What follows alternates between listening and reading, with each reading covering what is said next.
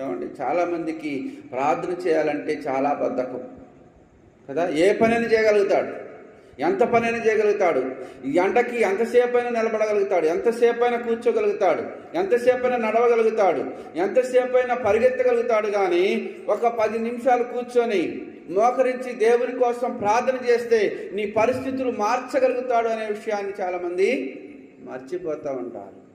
ఒక ఆయనంట తన ఫ్రెండ్ కోసం జీవితకాలం అంతా ప్రార్థన చేస్తూనే ఉన్నాడంట. కానీ ఏ రోజు కూడా తను మార్పు చెందినట్టుగా కనబడట్లేదంట. ఒకరోజు ఇద్దరు బైక్ మీద వెళ్తూ ఉంటే అనుకోకుండా యాక్సిడెంట్ అయిపోయింది. ఏమండి, యాక్సిడెంట్ అయిపోయింది.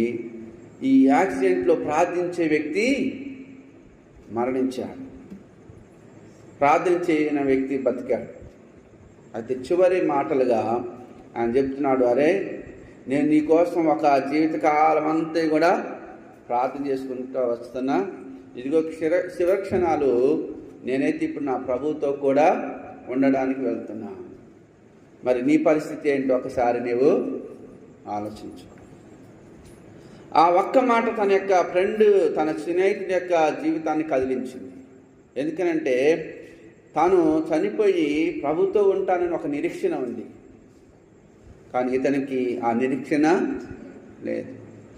ఇద్దరు కలిసి జీవించారు, కలిసి బ్రతికారు, ఎక్కడికి వెళ్ళినా ఎవరి తలంపుతో వారు వెళ్ళారు. కానీ ఈ స్నేహితుడిని మార్చడం కోసం జీవితకాలం అంతా పట్టింది, అయినా సరే తనలో ఏమాత్రమో మార్పు జరగల. మనం ఏం చేస్తామంటే ఒకరోజు ప్రార్థన చేసి 2 రోజులు ప్రార్థన చేసి ఈ భర్త ఇంకా మారడు, ఈ భార్య ఇంకా మారదు, ఈ పిల్లలు ఇంకా మారరు, ఈ కుమారులు ఇంకా మారరు, వీరు అసలు మారరు అని చెప్పేసి మనం ఏం చేస్తాం, వారిని మారరు మారరు మారరు ప్రార్థన చేస్తాం.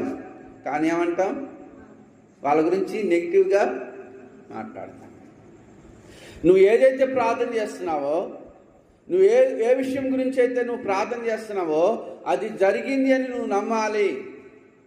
అందుకనే దేవుడు అంటాడు, ప్రార్థనలో మీరు ఏదైతే అడుగుతున్నారో వాటిని పొందుకున్నామని నమ్మాలి. మత్తయి సువార్త 21:22 ఉంటుంది చూడండి. వేటి గురించి అయితే మనం ప్రార్థన చేస్తున్నామో, ఈరోజు మనం 10వ తరగతి పిల్లల కొరకు ప్రార్థన చేస్తున్నాము అంటే నా పిల్లవాడికి మంచి ర్యాంక్ వస్తుందని ప్రార్థన చేయాలి. నేను ప్రార్థన చేసిన వస్తుందో రాదో అంటే అపనమ్మకం అనేది మనలో ఉండకూడదు కదా. మనం ఏదైనా ఒక అంశం గురించి ప్రార్థన చేసినప్పుడు మన పరిస్థితులు మారాలి అని మనం ప్రార్థన చేస్తూ ఉంటాం. కానీ ఏం మారితే